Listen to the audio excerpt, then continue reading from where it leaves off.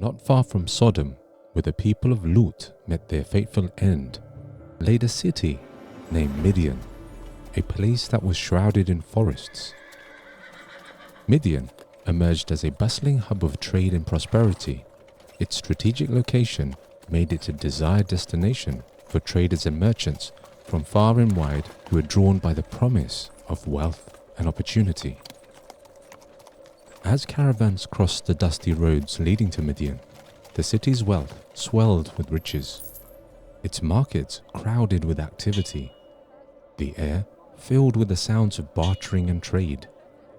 Midian became synonymous with abundance and affluence, an example of prosperity in the heart of the ancient lands.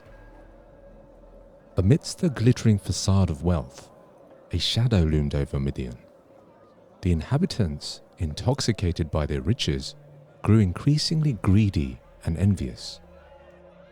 They imposed heavy taxes on travelers and merchants who sought to sell their goods within the city walls, exploiting their vulnerability for personal gain.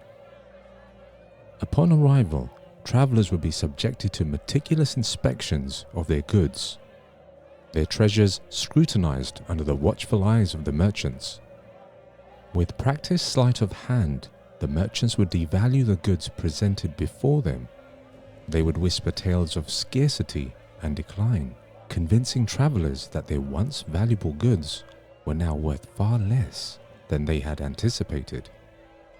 Fearing that they would be unable to secure fair value for their goods elsewhere, the travelers would reluctantly accept the merchants' demands, selling their treasures at a fraction of their true worth. The merchants' web of deceit extended far beyond the mere devaluation of goods. With cunning precision, they wielded their influence to manipulate the very fabric of the market. By acquiring goods at deflated prices, the merchants sought to monopolize the market, leveraging their accumulated wealth and influence. By controlling the supply of goods, they could artificially inflate prices, driving competitors out of business and strengthening their control. A culture of cutthroat competition and ruthless exploitation reigned supreme. The merchants stooped to despicable depths, resorting to deceit and trickery to tip the scales of justice in their favor. They employed a myriad of underhanded tactics, including the use of fake weights and fraudulent measures to disguise the true value of their goods and swindle unsuspecting customers. In the midst of chaos and corruption, a voice of reason emerged in the form of SHOAIB. Guided by principles of justice and equity, he stood as a beacon of hope in a city besieged by greed and deceit.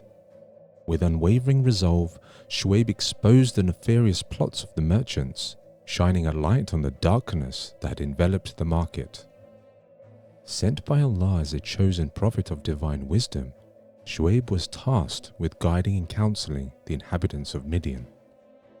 Renowned not only for his wisdom, but also for his eloquence in speech, his upbringing instilled in him a deep sense of responsibility and duty towards his community, preparing him for the task that lay ahead. SHOAIB would stride through the bustling markets with a gentle yet commanding presence. As he walked the busy streets, his voice would rise above the clamor, resonating with sincerity and conviction.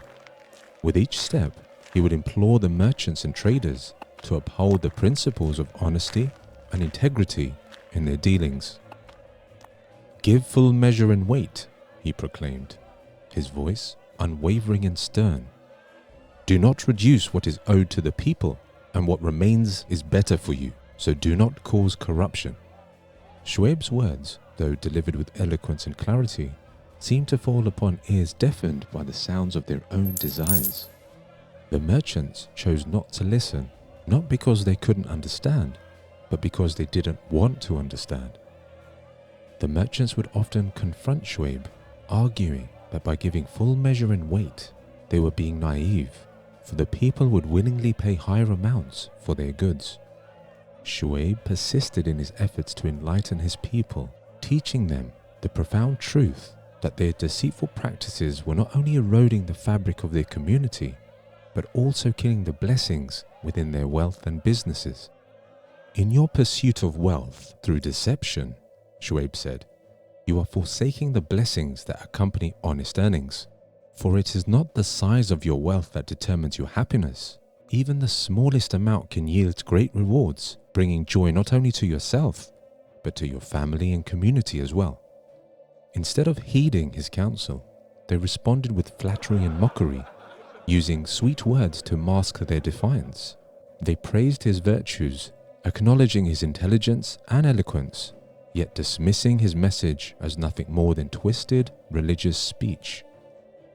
It seems your devotion has clouded your judgment, the merchants would say, their voices dripping with condescension. Keep your prayers to yourself and spare us the burden of your religious passion. Matters of faith have no place in the realm of business. And so, the seeds of secularism began to take root within the hearts of SHOAIB's people, as they sought to separate matters of religion from the affairs of everyday life. They embraced a worldview that prioritized material gains over spiritual fulfillment. The contempt directed towards SHOAIB reached new depths, as his people, consumed by their pursuit of wealth and power, sought to silence his voice of truth and righteousness. They mocked at his teachings, dismissing him as an inconvenience, standing in the way of their ambitions. Were it not for your family, we would have rid ourselves of you long ago, they sneered, their words dripping with disdain. In matters of business and wealth, you are not our equal. SHOAIB remained undaunted by their threats and insults. With a steadfast resolve born of faith and conviction, he confronted their arrogance head-on, challenging their misplaced priorities and reminding them of the true source of all blessings. Is the weight of my family greater than the weight of Allah, who has created us all? He countered, his voice ringing with unwavering conviction.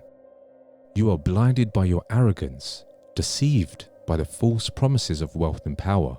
In your pursuit of material gain, you have forsaken the guidance of Allah, thinking yourselves above the need for divine grace. SHOAIB understood that true prosperity could only be found in humility and submission to the will of the Creator. If you do not stop, we will throw you out of the city, the merchants declared, their voices laced with malice and contempt. With a calm demeanor and unwavering faith, SHOAIB stood firm in his conviction, refusing to compromise his principles for the sake of appeasing the tyrants who sought to silence him. Have you forgotten what happened to the people of Noah, Hud, and Saleh? He reminded them, his words echoing with the weight of truth. And do not forget the people of Lut, whose transgressions led to their destruction not too far from here. Seek forgiveness and repent before it's too late. After numerous discussions and exchanges with the people, there came a pivotal moment when the merchants, weary of words alone, issued a bold challenge. Enough talk. If you are truly truthful, make a piece of the sky fall upon us. They heckled, their voices thick with mockery. SHOAIB regarded their request as inexcusable. How foolish, he thought, to challenge the very power of the divine, to demand a spectacle of such magnitude as proof of his truthfulness. Feeling the weight of his people's defiance, SHOAIB lifted his hands to the heavens and uttered a fervent prayer. O Allah, bring forward the truth between us and them, illuminate the path of righteousness, and reveal the foolishness of our ways. His prayer echoed across the desert, a solemn plea for divine intervention in the face of overwhelming disbelief and arrogance. In response, Allah the Most High, the Most Wise, in a manner that befits His Majesty, said to SHOAIB, "The time has come to depart from this place. The punishment is imminent, and the truth shall be made manifest. Leave now, for the hour of reckoning is at hand." As Prophet SHOAIB and his followers heeded the divine command to depart from the city, a profound stillness descended upon the land. The winds ceased to blow, and with them, the natural rhythm of air circulation halted, leaving the atmosphere heavy with humidity. For 7 long days, the stifling air enveloped the city, casting a suffocating pall over its inhabitants. It mattered not whether they sought refuge within the confines of their homes or ventured outside in search of relief. The once bustling streets fell silent, devoid of the usual sounds of life and activity. The markets stood empty, their stalls abandoned, as if frozen in time amidst the oppressive stillness. Even the birds ceased their songs, their voices silenced by the weight of impending doom. As the days of stifling humidity wore on, a glimmer of hope appeared on the horizon in the form of a thick cloud gathering in the distance. A few of the city's inhabitants, desperate for relief from the oppressive heat, ventured towards the looming clouds in search of respite. Upon reaching the spot where the clouds gathered, they were greeted by a refreshing, cool breeze, a welcome relief from the suffocating atmosphere that had enveloped the city. Overwhelmed by the sudden sense of comfort, they urged their fellow inhabitants to join them beneath the sheltering shade of the clouds. Slowly but surely, the people began to heed their call, drawn by the promise of relief from the relentless heat that had gripped the land. One by one, they abandoned their homes and workplaces, making their way towards the gathering clouds that beckoned on the horizon. As the people gathered beneath a thick canopy of clouds, relief turned to horror as they witnessed the clouds transform into something beyond their comprehension. Suddenly, from within the heart of the cloud, sparks of fire burst forth, raining down upon the unsuspected crowd like fiery arrows unleashed from the heavens.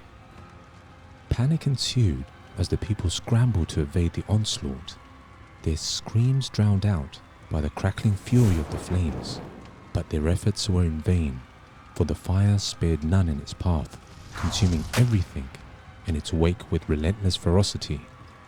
As the inferno raged, the earth beneath them began to tremble violently, its fury matched only by the wrath of the heavens above. A deafening roar filled the air as the ground convulsed beneath their feet, throwing the people to the ground with a force that left them helpless and disorientated. And then, as suddenly as it all began, the onslaught ceased, leaving behind a scene of devastation and despair.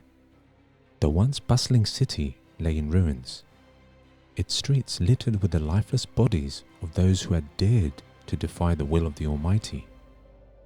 As SHOAIB surveyed the grim aftermath of the punishment, his heart heavy with sorrow and grief, he addressed the lifeless corpses spread across the desolate landscape. With a voice filled with solemn resolve, he spoke to those who had defied the divine command and met their end in the fury of Allah's wrath. "I have fulfilled my mission," he proclaimed, his words echoing through the silence like a lament for the lost souls. "I have conveyed the message unto you, but you refuse to heed the call of truth. How then can I feel sorry for the disbelieving people?" In the wake of the devastation that had befallen the city, one truth remained unshakable: the eloquence of SHOAIB's speech and the absolute clarity of his message. His words resonated with a power and authority that left no room for misunderstanding or ignorance. It was this unparalleled gift of speech that earned SHOAIB the title Khatib al-Anbiya, the speaker of prophets, bestowed upon him by Allah the Most High, the Most Wise. Yet, despite the clarity of his message and the undeniable wisdom of his teachings, most chose to remain ensnared by the shackles of ignorance and disobedience. Let it be known that when Allah sends a prophet whose speech is unmatched, whose clarity is unparalleled, and whose guidance is unwavering, the path to ignorance becomes a deliberate choice. And in the face of such stubbornness, it is only a matter of time before the divine punishment descends.